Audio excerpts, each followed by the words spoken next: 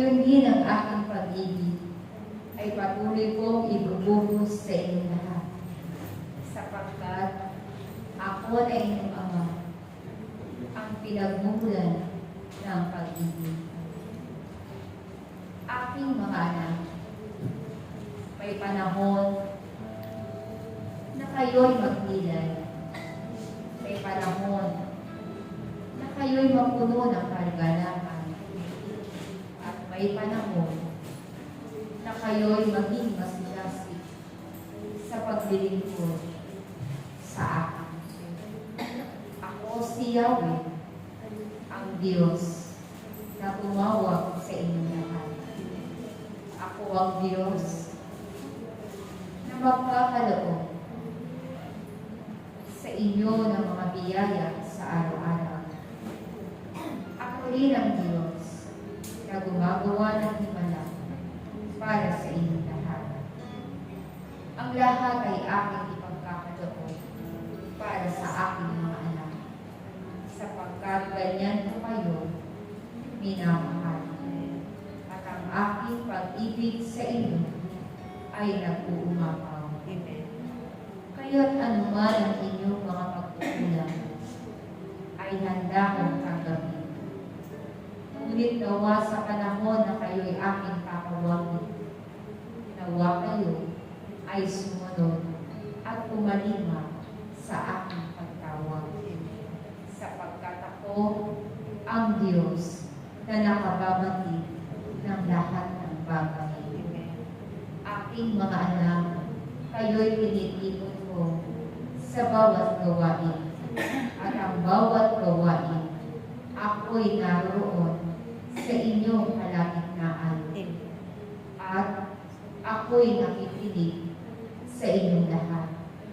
Kaya naman na ipagkaloob ko ang mga regalo nito, sapagkat nais ko sa inyong kalagitnaan ang aking tinig ay inyong marinig.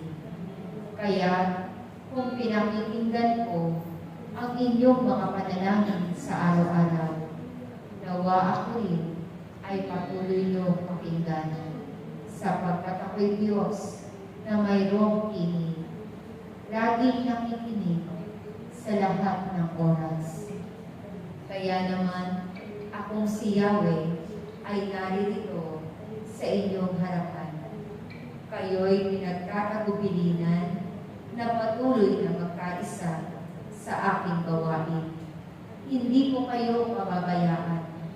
Ang tumatawag at naglilingkod sa akin ay hindi mapapahamak, sapagkat ako'y Diyos.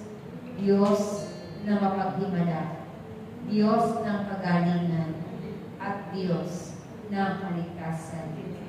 Kaya't aking mga anak, sa panahong ito, naway pagnilayan ninyo ang pinagdaanan ng bugtong na anak ng Diyos, upang maunawaan ninyo ang inyong pagsunod sa aking kalooban. Kayo'y patuloy kong tatawagin at patuloy kong titikunin, sapagkat kayo ay may kampanin sa kawan nito. Naway patuloy niyong kasabitan ang aking tinig, sapagkat dito sa gawain nito, dito ninyo maririnig ang aking tinig. Tanda na akong si Yahweh ay Diyos na laging kasama ninyo sa araw-araw. Kaya't aking mga anak, anuman ang aking ipinagkakagubilin sa inyo, ito ay inyong gawin. Ibinabahagi ko sa inyo ang makalangit na kagalingan.